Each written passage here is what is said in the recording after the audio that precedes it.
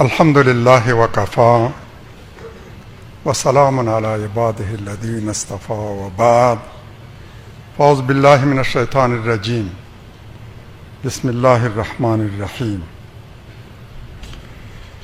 ولقد سبقت كلمتنا لعبادنا المرسلين إنهم لهم المنصورون وإن جندنا لهم الغالبون. صدق الله العظیم. الله تعالی فرمایی او یقینا چې زموږ وینا لا د مخه زموږ انبیاو بندگانو په اړه تېره شوې، چې یقینا همدا دوی به بریالي وي.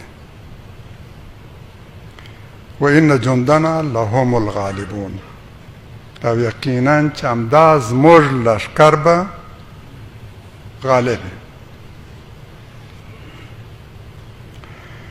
یعنی چې د الله تعالی دا سنت دی، دا پریکړې لا د مخه کړې چې د انبیا به تل بریالي وي، او د ده جند او لشکر هغه چې د ده په لاره کې جنګیږي او جهاد کوي، دوی به په خپل دشمن باندې غالب وي. دا ثابت الهي سنت دی، دا د الله تعالی قطعي او دایمي پریکړه، تغییر نه مومي. د الله تعالی کلمې بدلون نه مومي. وضعیت، حالات، شرایط بدلیدی شي، خو د الله تعالی سنت تل ثابت، تغییر نه مومي. د پیغمبرانو په لار چې څوک درومي، د الله تعالی په لار کې چې څوک جهاد کوي، دی به تل منصور او غالب. برادران و خواهران عزیز، ما در جلسه بزرگ و پرشکوهی که به مناسبت 26 دلو داشتیم به چند موضوع مهم روز پرداختیم. یک، از ارگ خواستیم تا زندانیان حزب اسلامی را فوراً و بلا قید و شرط رها کنند، طبق معاهده‌ای که با حزب اسلامی دارند، و باقی بندهای معاهده هم که تا هنوز به هیچ یک عمل نشده به عمل کنند. از 18 ماده‌ای که دولت با حزب تعهد داشت به هیچ یک عمل نشد. تنها عده محدودی زندانیان حزب اسلامی را رها کردند. 800 و چند، کمتر از 900 نفر بنابر از روی فهرستی که حزب به اونا داده رها شدند، و ایدی هم در فهرست‌های طالبان رها شدند، ایدی هم به مناسبت‌های دیگری رها شدند. جمعاً چیزی کمتر از 2000 نفر رها شدند، ولی فهرست 3000 زندانی دیگر به دولت داده شده که اینا رها نشد. درباره 17 ماده دیگه معاهده به هیچ یکی یک ذره عمل نشد.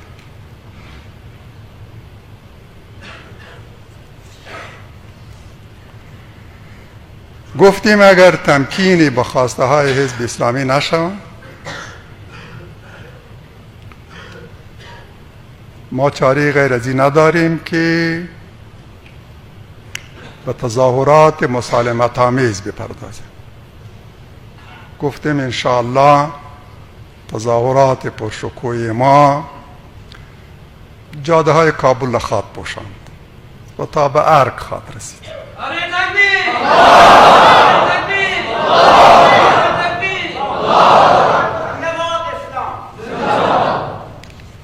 ما به عهد خود ایستاده ایم،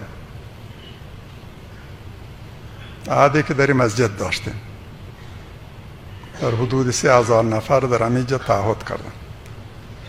به این محکم ایستادیم و انشاءالله این تظاهرات برپا خواهیم کرد.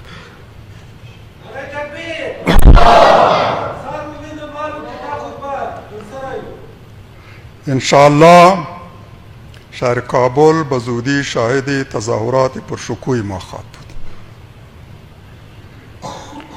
ارگنشانا متاسفانه عوض جواب مثبت به خواسته های مشروع و قانونی ما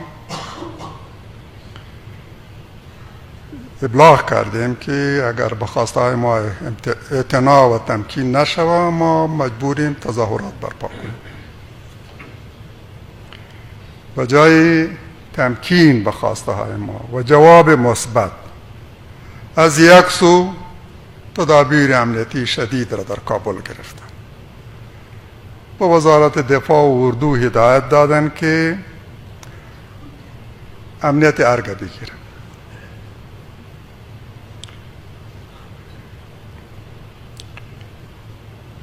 در حالی که وظیفه اردو دفاع از کشور است، دفاع از مرزهای کشور است در برابر تجاوز اجنبی، نه دفاع از اشخاص، نه دفاع از ارگ، نه تامین امنیت شهر، نه تامین امنیت اطراف ارگ.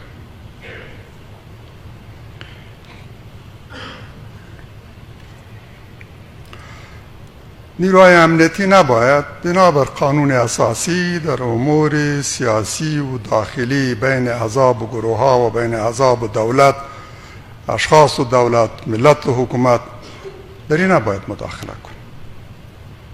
نباید در جانب دولت مردان و حکومت قرار بگیرد. در تظاهرات مسالمت آمیز هم نباید اینا مداخله کن. و از ایستادن در کنار یک گروه علی گروه سیاسی دیگری هم باید خودداری کن. حکومت متاسفانه از امامداران ترسو و جبون به جای اعتنا و تمکین به خواستهای مشروع و قانونی از تفنگداران غیر مسئول و در خدمت حکومت خواستن و به اونا امر کردن که تا در حمایت از ارگ و مخالفت با تظاهرات موضع‌گیری کنند و شعارهای جنگی آمدن با کابل و مقابله با تظاهر کنندگان از این صحبت کنند. این شعارها را سر دهم. برنشینان میگوییم اگر توان و همتی دارید کاری در جهت خاتمه جنگ انجام بدید. به این ناامنی‌های گسترده در همه کشور به شمول شهر کابل و در اطراف ارگ به این خاتمه ببخشید. جنگ به دروازه های کابل رسیده. با اقدامات و اظهارات ناشیانه و ناسنجیدگیتان وضع را بدتر نسازید. اگر از تظاهرات ترس و بیم دارین ما رای ساده و آسان برتان نشان بدیم و خواسته های ما تن بدین، زندانی های ما را رها کنن، تعهد کنین که همه خواسته های مشروع ما را میپذیریم. تظاهراتی برپا نمیشه، ارگم موثر نمیشه، تا ارگم به تظاهرات نمیرسه. ما با می خاطر اعلان کردیم که شما فرصت کافی را داشته باشین. هنوز هم وقت است. ما هنوز موعد تظاهرات تعیین نکردیم، مسیر مشخص نکردیم، جای تجمع را مشخص نکردیم، مسیری که تظاهرات اختیار میکنه این را مشخص نکردیم.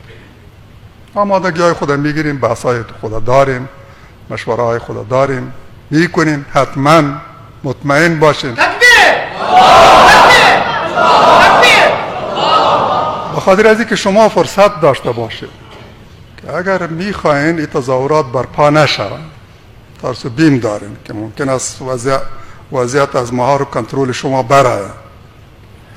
اگر چنین است کار ساده و بسیط است که به خواسته های ما تمکین کنین، به تعهداتتان عمل کنین، چیزی دیگر نمیخواین. به تعهدی که کردین در پایش امضا کردین، پارلمان تایید کرده، کابینه تایید کرده، داخل و خارج همه برای صحه گذاشتن، شورای امنیت ملل متحد هم تایید کرده، همه کشورهای حامی شما هم تایید کرده. به این خواسته ها تمکین کنیم.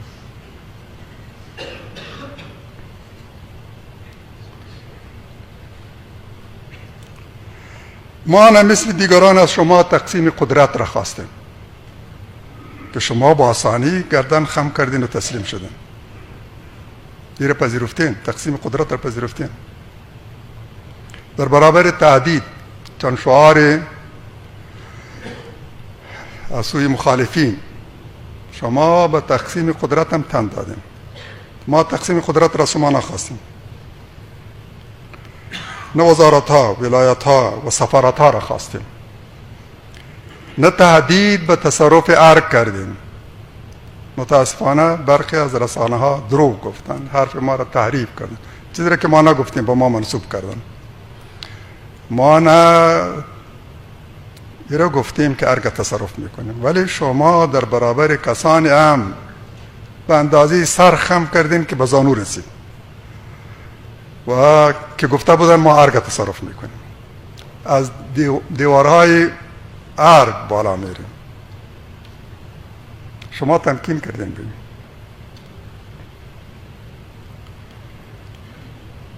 جنرالان معتمد شما هم نیز اطمینان باز کردن دروازه های ارگ را به اونها داده بود و کسانی که میخواستن ارگ تصرف کنن. اما ما مانع شدیم. ما گفتیم به کسی اجازه نمیتیم که از دیوارهای ارگ بالا برن، ارگ تصرف کنن. گفتیم اگر کسی توان تصرف یک جای را داره ولسوالی خود تصرف کنه. امروز هم میگوییم که ما نه خود میخوایم که این شعارا را داشته باشیم و نه با دیگران موافقیم.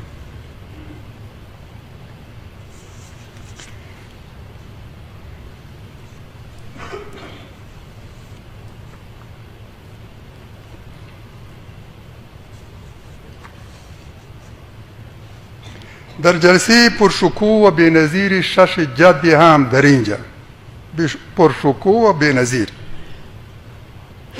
اعلان کردیم که حاضریم امنیت شهر کابل را تأمین کنیم.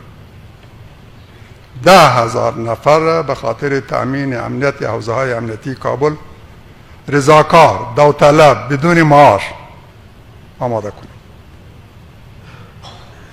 میخواستیم در جهت تأمین امنیت شهر کابل نقش داشته باشیم. یقینا توانی رم داره. در اون جلسه بزرگ دیدین که هم دستای خود بلند کردن که ما حاضریم امنیت حوزه های شهر کابل را تأمین کنیم. رضاکار، داوطلب، بدون معاش.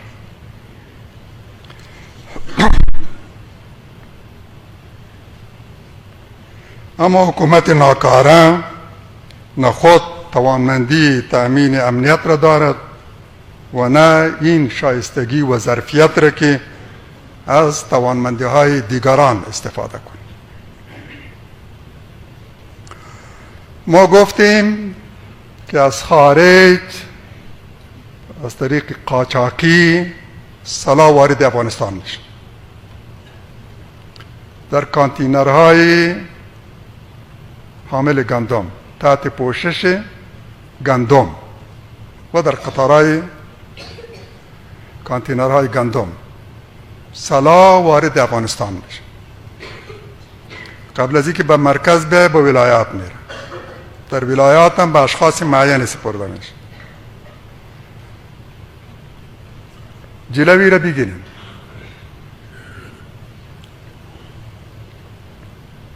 به کسانی سپرده میشه که اینا شعارهای جنگ را میدن، مخالف صلح،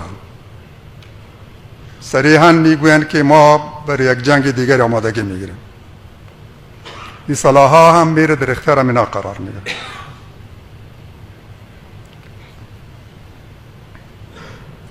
گفتیم پارلمان باید مداخله کنه از طریق توظیف هیئت بازرسی قضیه را بررسی کنه، ببینن این سلاح از کجا میاد. ما اسناد را در اختیارشان میگذاریم، معلومات را که داریم در اختیارشان میگذاریم که سلاح از کدام کشور میاد، کدام طریق میاد، چه مقدار آمده، به کی سپرده شده، این را همه در اختیار هیئتی میسپاریم که پارلمان را. چون مرجع تصمیم گیری دیگری ما فعلا در کشور نداریم. چیزی به نام حکومت نیست فعلا. چیزی را ما به نام حکومت در کشور خود فعلا نداره. حکومت قادر به تأمین امنیت. به این خاطر گفتیم پارلمان باید مداخله کنه. مسئله بسیار مهم است. فعلا همه ملت میخواهند که از شر یک جنگ طولانی 20 ساله حتی 40 ساله نجات بیابند. در همین یک فرصت ایدی در خدمت اجنبی قرار دارند. نیروهای حامی جنگ طلبا سلامی فرسته، ملیشه سازی ها جریان داره و برای یک جنگ آینده دیگری، جنگ جدید آمادگی گرفته میشه.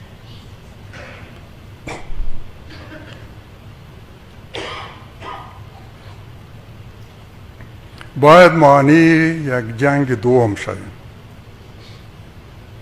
تمامی این تلاش‌ها برای تخریب روند جاری صلح است. شعارهای جنگ، آمادگی برای یک جنگ جدید، ملیشه سازی، توزیع سلاح، یه همه به خاطر مخالفت با صلح است. میخواین روند صلح را سبوتاژ و تخریب کنن. ترور شخصیت ها، شعارهای جنگی، ملیشه سازی ها، همه برای همین منظور و از سوی همان علاقات داخلی و خارجی صورت میگیره که منافعشان را با ادامه جنگ گره زدن. دیدیم ایدی در برابر این تظاهرات، در برابر اظهارات ما مبنی به اینکه میریم به سوی تظاهرات، عکس العمل منفی نشان دادن. با آنکه ما هیچ فرد و گروهی را هم متهم نکردیم، نام نبردیم، نه از کدام گروهی نه از کدام شخصی، اما دوست سر خود پر دارن. اونا خود نمایان کردن، ما هستیم خود نمایان کردن، عکس العمل منفی نشان دادن. برخی نیز متاسفانه از لاف و گزاف کار گرفتن. معلوم است که هدفشان چیست، انگیزشان چیست و از سوی کی مأمور شده و پاداش هم از کی میخواد.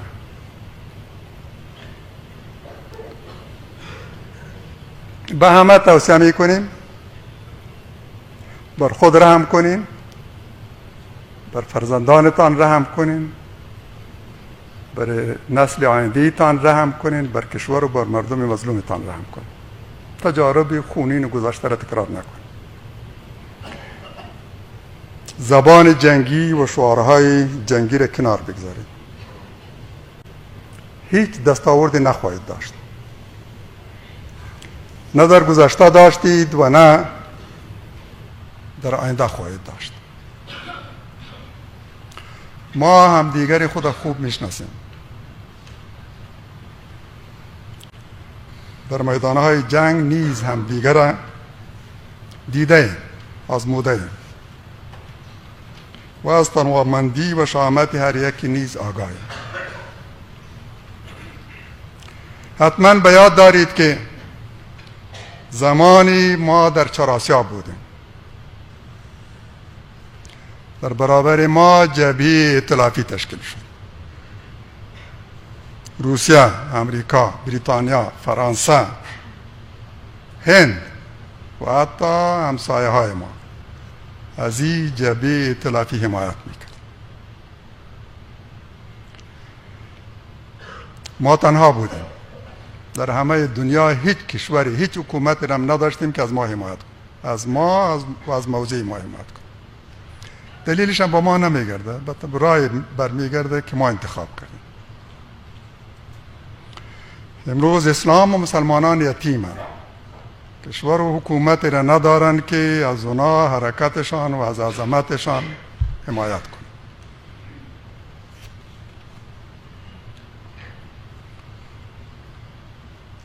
4 سال تمامی زور خود زدن.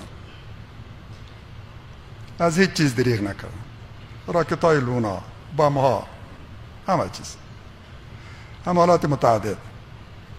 1 متر پیش نرفتن. 1 سنگر حزب اسلامی را نتونستن فتح کنن.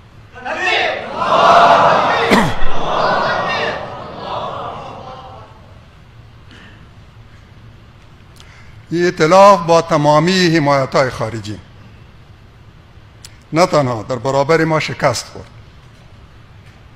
بلکه شکست‌های پیهم یکی بعد دیگری باعث شد که با اختلافات شدید داخلی روبرو شد، کارش به درگیری‌های خونین برسند.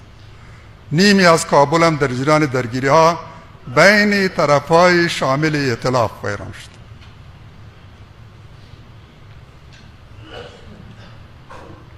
خوب به یاد داریم و اینا هم به یاد دارم که یکی پی دیگری بعد از شکست‌های مسلسل و متواتر نزد ما به چراسیاب اومدن.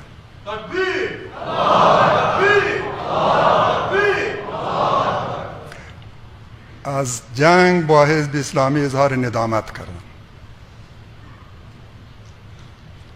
نادم و پشیمان بودن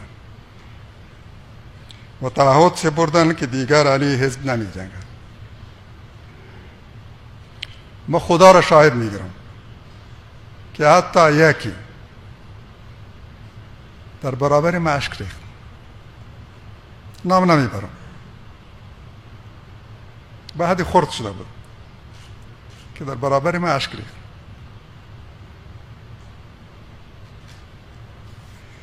و دیگران را چنان پریشان و مضطرب یافتم و در چهره هایشان خوف و هراس را که دلم بالشان سوختن. روزی هم رسید که برخی به ترک کابل وادار شدند. از فشار رفقای دیروزی خود به ترک ارگم وادار شدند، به ترک سنگرهای خودم مجبور شدند و مجبور شدن همه نیروهای خود از کابل بکشند. ما برشان پناه دادیم و ما به جایی که اینا را توهین کنیم، تحقیر کنیم، در پی انتقام باشیم، با احترام و اعزاز اینا را به ولایت‌های خود فرستادیم.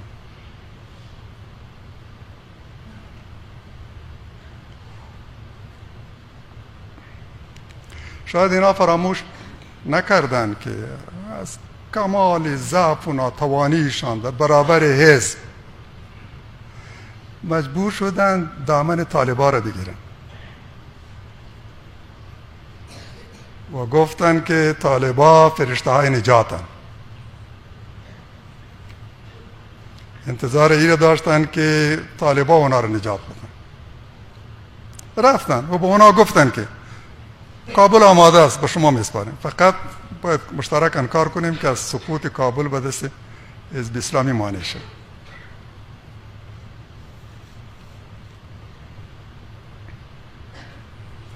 در رابطه با طالبان هم جبهه ائتلافی شبیه به همین جبهه‌ای که علیه ما ساخته شده بود تشکیل شد، داخلی و خارجی، با برخی از تفاوت‌ها، ولی جبهه همو بود که علیه ما ساخته شده. عین جبهه در داخل و در خارج علیه طالبان هم درست شد.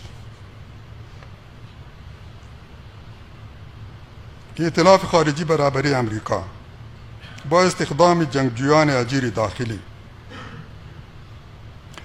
توانست که حکومت طالبان را سقوط بده. آسان بود برش.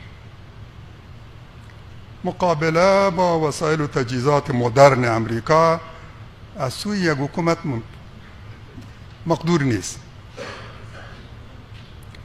ساقط کردن یک حکومت برای امریکا بسیار آسان است. امریکا اگر شکست خورده در جنگ‌های چریکی شکست خورده. حکومت طالبان را با آسانی سقوط داد و اما نتوانست حرکت طالبان را سرکوب کنه. امروز مشاهده میکنیم که ائتلاف برابری امریکا متلاشی شده. دیگر و ائتلافی که علیه طالبان درست شده بود وجود نداره، متلاشی شده.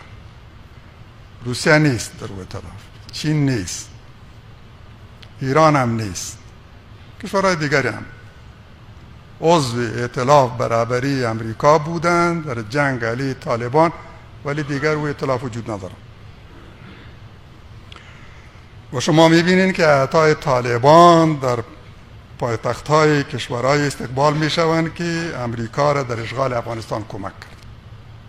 دیروز در اشغال افغانستان امریکا را کمک کرد، ولی امروز هیئت‌های رسمی طالبان را در پایتخت‌های خود استقبال میکنند.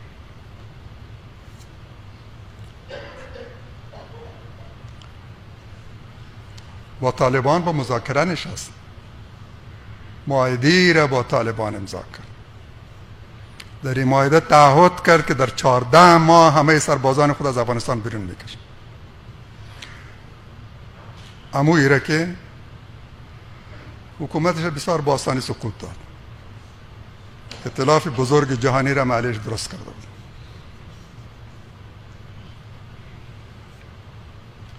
وضعیت استراتژیکی افغانستان چنان است که اگر گروهی بخواهد بجنگد، دستیابی به سلاح و تجهیزات نظامی برایش کار دشوار نیست. با آسانی میتونه منابعش پیدا کنه.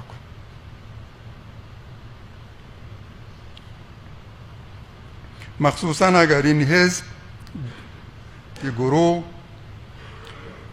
جنگجویی با تجربه داشته باشه، تجارب جنگی داشته باشه و از حمایت مردم هم برخوردار باشه، برای این نوع یک حزب دشوار نیست که مشکل نظامی خود را، مشکل تجهیزات و وسایل نظامی خود حل کنه.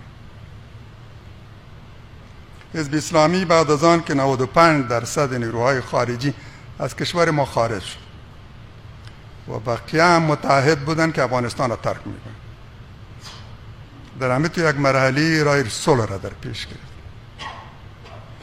معاهده را با دولت داشتن بدون وساطت اجنبی، معاهده با امریکا نه، معاهده با یک افغانی که در کابل حکومت میکرد. اما حامیان بیرونی حکومت هم بر همه این معاهده سیحه گذاشت. شورای امنیت ملل متحد هم را تایید کرد. زمامداران نااهل حکومت تمکین به این معاهده نکرد و حامیان بیرونیش نیز آنان را از تخلف و از شکنی باز نداشت. اکنون راه تظاهرات مسالمت آمیز را میخواهیم بیازماییم.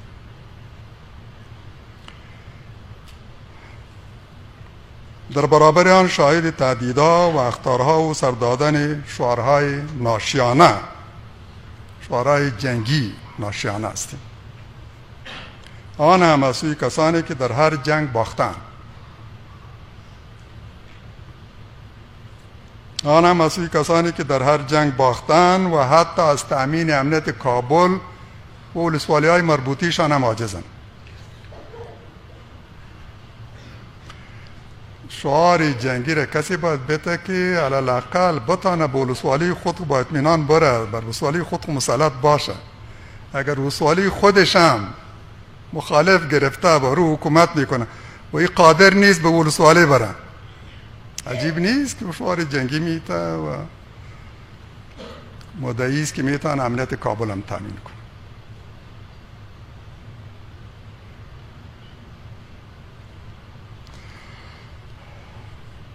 وضعیت زمامداران ما چنان است که از دفتر تا به خانه خودم در قطارهای امنیتی با اطمینان نمیتونه رفت آمد کنه. خود را مسئول نمیپندارم. در پایتخت در چند کیلومتری ارگ از دفتر به خانه، حتی در قطاری از موترهای زیری و نیروهای امنیتی زیاد با اطمینان خاطر رفت آمد کردن نمیتونه. ما به نیروهای امنیتی کشور میگوییم سرنوشتتان را با سرنوشت کسانی گره نزنین که شما را به جنگ با ملتتان سوق میده. برای تامین امنیت واشنگتن و نیویورک افغانان را به کام مرگ میفرستند. در برابر تظاهرات مسالمت آمیز از اردو و ملیشه‌های بدسابقه استمداد می‌جویند. برای جنگ جدید به ملیشه سازی ها پرداختند و سلاح توزیع میکنند. اینها یک جا با نیروهای خارجی آمدن و بعد از اشغال کابل از طریق فضا در اینجا دیسانت شدن. مطمئنیم که قبل از خروج نیروهای بیرونی از افغانستان فرار خواهند کرد. ورونو خویندو، موږ اعلان کړی چې انشاءالله ډېر ژر به د کابل واټونه زموږ د پرتمینو تظاهراتو شاهد وي.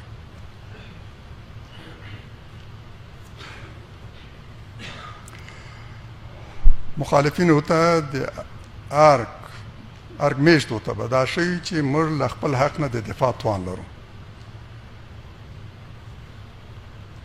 ډېره حوصله مو وکړه، 4.5 کاله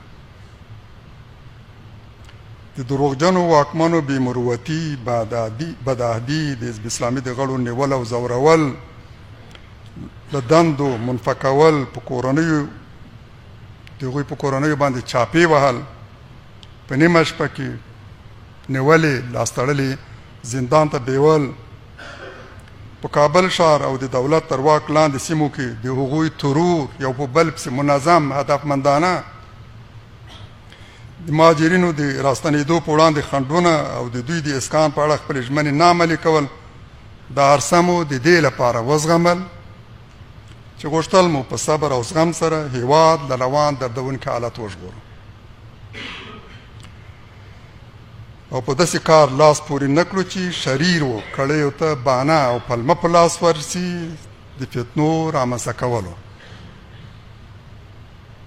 اما د دوی شرارتونه هغه پړاو ته ورسېدل چې نور له زغم نه اوچت، او که زغم او حوصله کېږي نو د دوی جزارتونه به لا هم زیاتېږي. دوی د سولې په وړاندې خنډ ده، په روانې جګړې بسنه نه کوي، د بلې جګړې لپاره تیاری نیسي، ملیشې جوړوي، وسلې ویشي.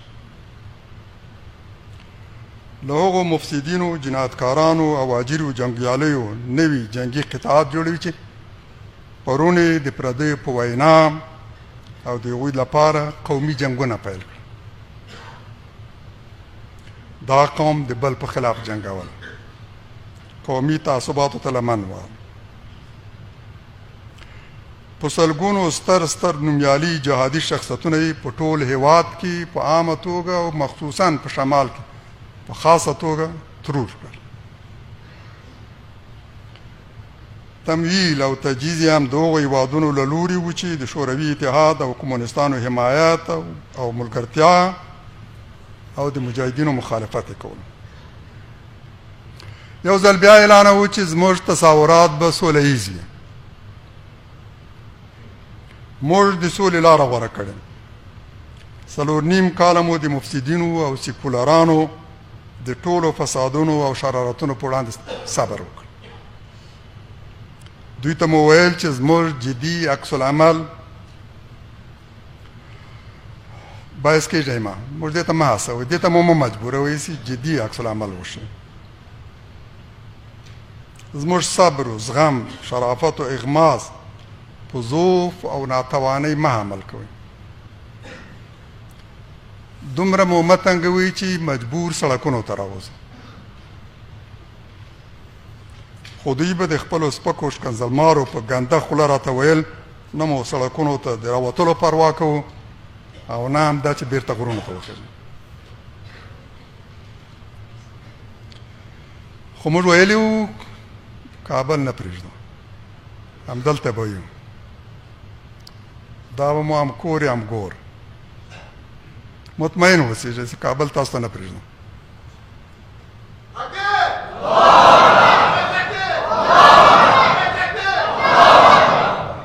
اوس هم دوی ته وایو که نه غواړئ خبره خرابه شي، له پرلپسې تظاهراتو سره مخامخ شئ، د کابل رابطه له ټول هېواد سره قطع شي، نو زموږ بندیان خوشي کړئ. داسې یې خوشي کړئ لکه چې د طالبانو 15,000 بندیان مو خوشي کړل او په یو امر، هغه هم له دوحې د امریکا د حکومت یو مامور امر همدا کافي وي چې تاسو 15,000 د طالبانو بندیان خوشي کړي. زموږ بندیان هم خوشي کړي. ماشومانه ګواښونه مه کوئ. د سوله ییزو تظاهراتو په وړاندې د زور ځواک او امنیتي ځواکونو د کارولو اخطارونه مه ورکوئ. امنیتي ځواکونه دومره هم کمعقله نه دي چې د مفسدو او وطن پلورونکو واکمنو د اقتدار لپاره به د ملت په خلاف جنګیږي. هیڅ شریف افغان به دې ته چمتو نشي او دا صفاحت به ونه کړي چې خپل برخلیک د داسې جنایتکارانو له تور برخلیک سره وټکي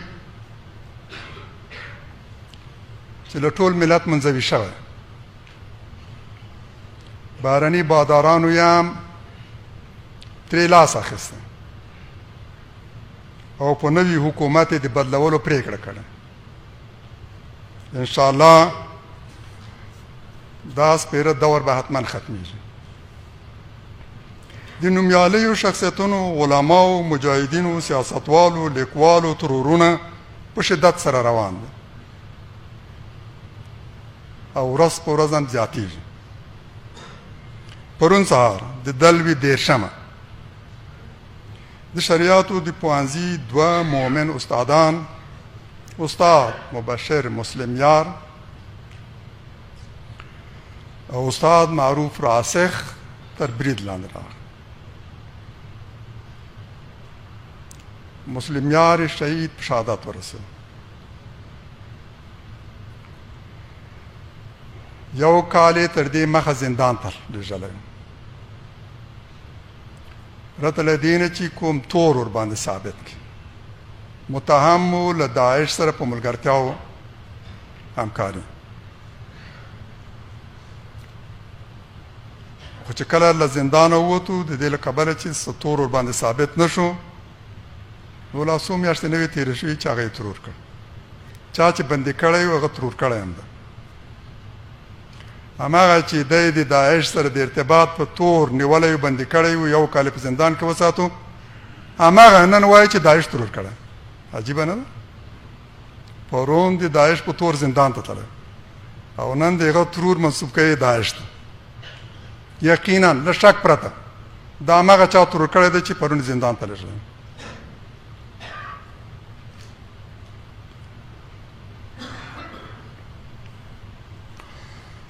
هغه د حزب د یو کورنۍ، د یو ډېرې مخلصې کورنۍ غړی و.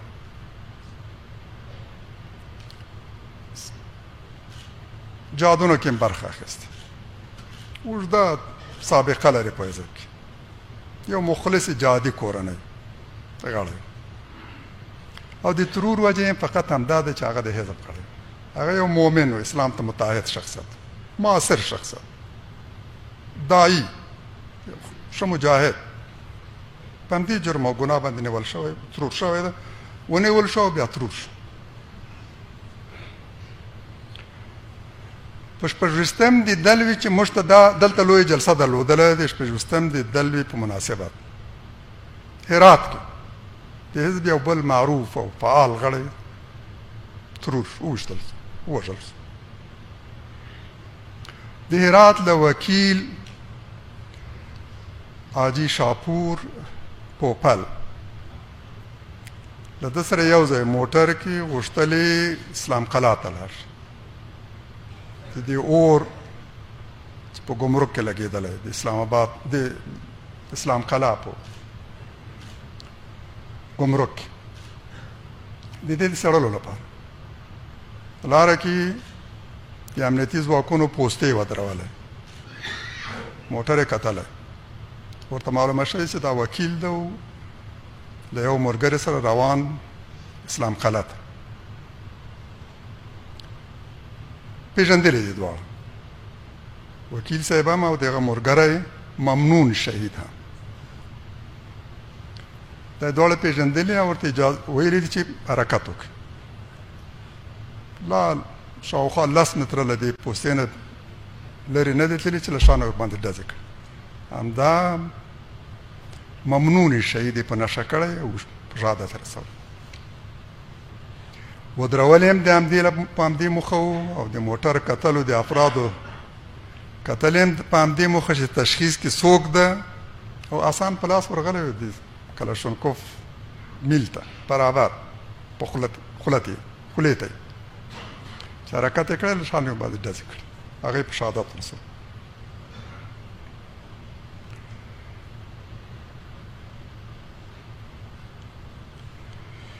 او تر دې وړاندې تاسو ولیدو چې د یو لوی سیاسي شخصیت او داعی د یو حرکت مشر جمعیت اسلام مشر استاد محمد عاطف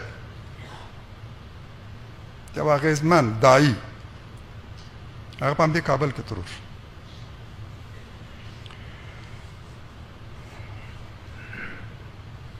دې ټولو ته په پام سره موږ له دې پرته بله چاره نه لرو چې سړکونو ته راوځو که حکومت او حاکمان نه غواړي چې خبره تظاهراتو ته ورسېږي او لړۍ نه یوازې کابل کې دوام وکړي بلکې نورو ولایتونو ته انتقال شي نو څو کارونه دې وکړي. د حزب اسلامي ټول بندیان دې خوشي هماغسې لکه چې د طالبانو بندیان خوشي. د مهاجرینو د اسکان په اړه دي له حزب اسلامي سره په کړو ژمنو باندې وفا وکړي. د سولې له مخالفت نه د لاس واخلي. دا بهیر باید یو لوري چې جنگ غواړي او خپلې ګټې د جنگ په دوام کې لټوي دغه په انحصار کې نه وي. هیله مو دا ده چې پارلمان مداخله وکړي او دا د سولې بهیر هغه په لاس کې ونیسي او د جنگ غوښتونکو له مهار او انحصار یې وباسي. حکومت باید دې ته تمکین وکړي چې نور د سولې مخالفت ونه کړي. پرېږدي دلته د سولې په ارتباط سیاسي اجماع رامنځته شي او هماغه د سولې په ارتباط وروستۍ پرېکړه وکړي. پارلمان دې راوړاندې شي او په دې ارتباط یې د یو فعال او ځلانده ونډې اخیستو پرېکړه وکړي.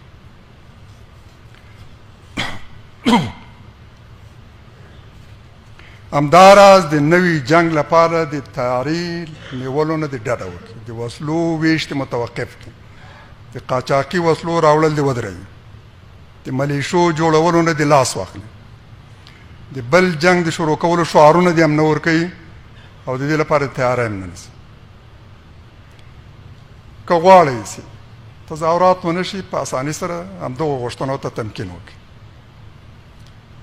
د پارلمان یو معتبر او دروند هیئت اجازه ورکوي چې هغه هم د دې وسلو د ویش موضوع وڅېړي هم د سولې په ارتباط مناسب تصمیم ونیسي هم هغه چې د جنگ شعارونه ورکوي او هم هغه هیوادونه هم چې په جنگ باندې پانګونې کوي او د یو نوي جنگ لپاره تیاری نیسي او ملیشې جوړي.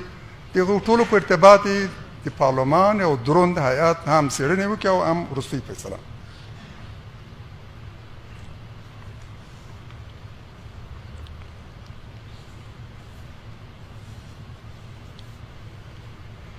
ایدی از ناافغانها که در انتقال اصلی قاچاقی سهم خود را دارند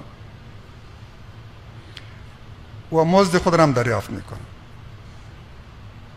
هم سهمی با اونا و با گروهشان در نظر گرفته شده و هم اجوری خدمت را هم دریافت میکنند.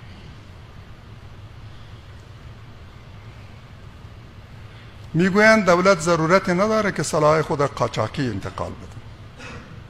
علنی و از طریق میدان هوایی هم میتونه سلاح را انتقال بده. در حالی که حقیقت چیزی دیگری است.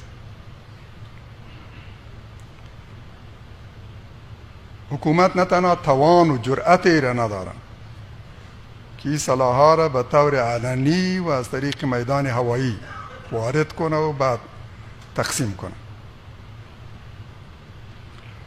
به دلیل ای که این سلاح‌ها از مرجعی صادر میشه که کارش، تصمیمش، ارسال سلاح همه در مغایرت و مخالفت با ایالات متحده امریکاست که خواهان صلح است. یک معاهده را امضا کرده. خواهان خاتمه جنگ است. میخواد یک حکومت جدید ساخته شود که خروج آخرین سربازای امریکایی هم در شرایطی صورت بگیره که دیگر در افغانستان جنگ پایان یافته، یک حکومت قابل قبول برای همه ساخته شده و علاقل برای چند ماه بعد از خروج نیروهای امریکایی از افغانستان این حکومت سقوط نمیکنه. امریکا سیاستش نیست. طبیعی است که امریکا نمیتونه رو تحمل کنه، ناتو نمیتونه رو تحمل کنه که در مغایرت با تصمیم ناتو و امریکا کسی از بیرون سلاح وارد کنه، در اینجا ملیشه سازی کنه و برای یک جنگ جدید آمادگی بگیره. با صلح و پروسه‌ای که در دوحه آغاز شده با این مخالفت کنه. اینا باید سلاح را حتما مخفیانه بفرستن، باید قاچاقی بفرستن، باید در کانتینرهای گندم بفرستن. فضا و زمین کشور ما در کنترل ناتو است و ناتو هرگز نمیخواد که در مغایرت با تصمیمش مبنی بر رسیدن به صلح و خاتمه جنگ و خروج نیروهایش از افغانستان شاهد کار باشه.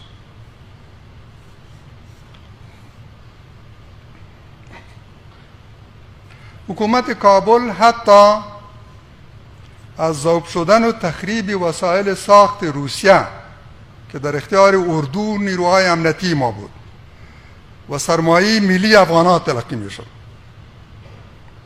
حکومت نتوانست از تخریب اینا به دست ناتو مانع شد.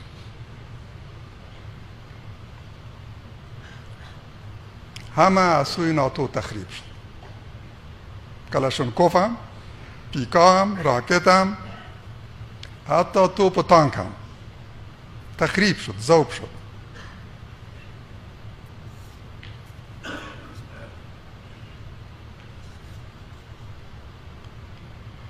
همونایی که امروز برای یک جنگ دیگری آمادگی میگیرند و پول سلاح دریافت میکنند، دیروز مامورین ناتو بودند در پروسی DDR. اولین کاری را که ناتو روی دست گرفت در افغانستان بعد از تصرف کابل خلی سلاح افغانا بود. پروژه‌ای به نام DDR. امینا مامور بودند که پروژه را تطبیق کنند، سلاح را بخرن، جمع کنن، تخریب کنن، بسوزانن و در برابر هر میل کلاشنکوف هم چند صد دلار به دست بیارن. خیلی از مامورین DDR در همین رابطه از پولی که به دست آوردن میلیونر شدن و برخی را ما به گوش خود شنیدیم که میگفتن که ما یک کارتوس هم نزد خود نگه نداشتیم، همه را به دولت تسلیم کردیم، صادقانه با پروسی DDR کمک کردیم.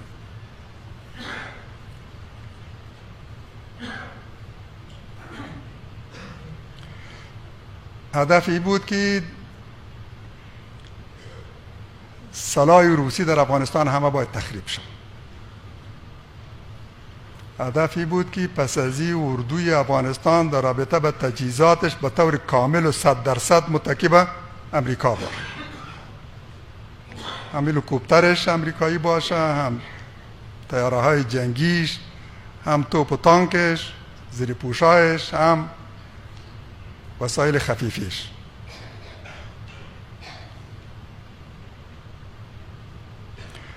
حکومت کابل حتی به یه موفق نشد که به امریکایی بگوین وقتی که پایگاه ها را تخلیه میکنین را تخریب نکنین، به ما بسپارین.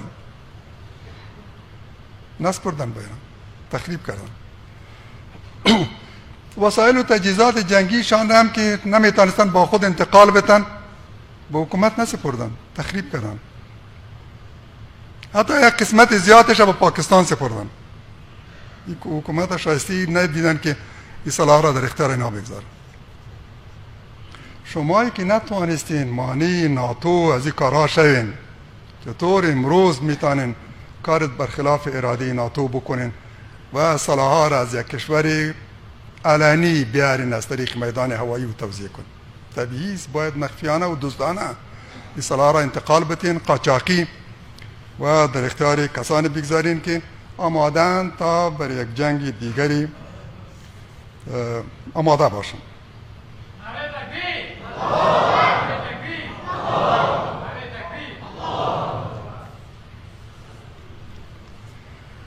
برادران و خواهران عزیز، ملت و کشور ما امروز سیاه‌ترین و بدترین روزهای تاریخ خود را سپری میکنند.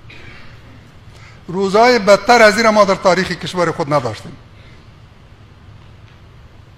عامل تمامی این روزهای سیاه اشغالگران و حکام نااهل و دست نشانده اجنبی هستند.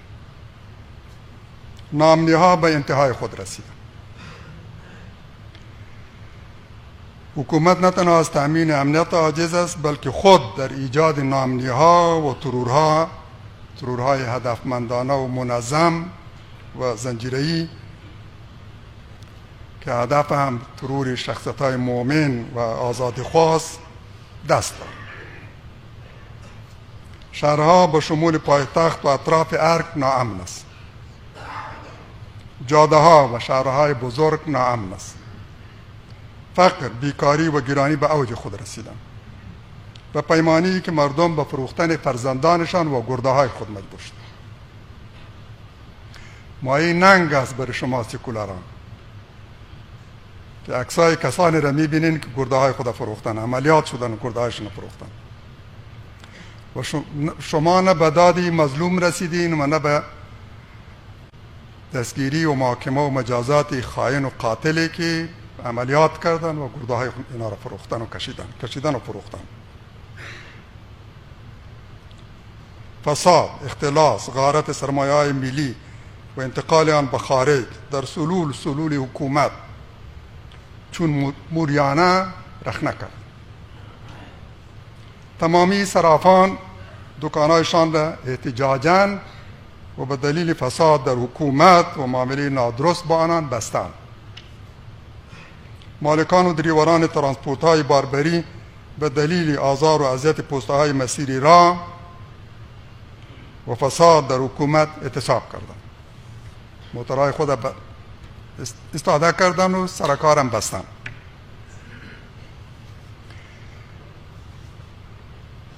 در آتش سوزی گمرک اسلام قلعه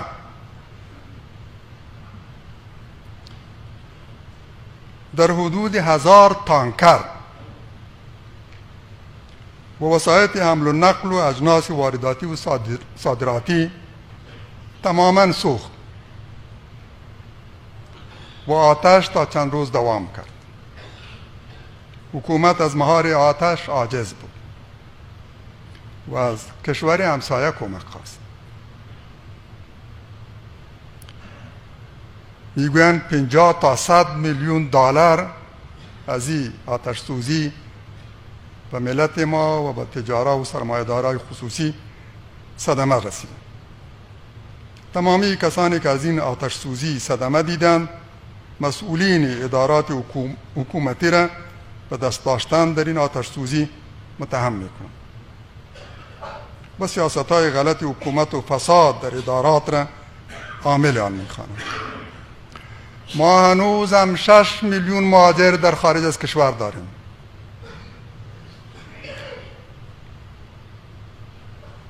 و 3 میلیون آواره و بیجا شده در داخل کشور.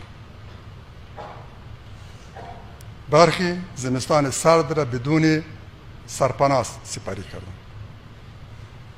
مذاکرات دوحه نیز با بن و بست روبرو شد. عامل آن حکومت و سیاست‌های جنگ طلبانی حکومت است و یکی پافشاری می‌ورزند بر ابقایشان در قدرت و مخالفت با تأسیس حکومت همه شمول. نجات کشور از این وضعیت دردآور ایجاب می‌کند که تمامی افغان‌ها احزاب متحد به اسلام و ملت، اونایی که به ارزش‌های دینی و ملی ملت ما تعهد دارند، شخصیت‌های دلسوز به ملت، اینا همه باید دست به هم بدهند، کمر همت ببندند و بر طرحی با هم توافق کنند که منتج به خاتمی عاجل جنگ، رسیدن به صلح مطمئن و رهایی مردم از چنگال مفسدینی شود که به زور بازوی اجانب ملت ما را گروگان گرفتند و این روزهای سیاه را بر ملت ما تحمیل کردند. با امید رسیدن روزی که این جنگ پایان بیابد، ما شاهد صلح دوامدار و مطمئن باشیم، شاهد حکومت منبعث از اراده مردم، حکومت اسلامی در افغانستان آزاد و مستقل و سربلند. سبحانك اللهم و بحمدک، نشهد ان لا اله الا انت، نستغفرک.